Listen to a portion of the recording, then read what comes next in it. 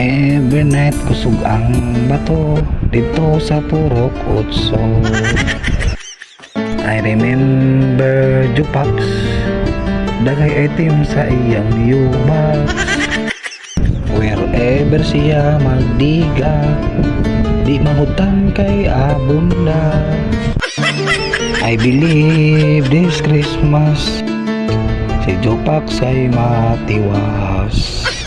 Palaban kang iboloy, kay basing na apay tomorrow.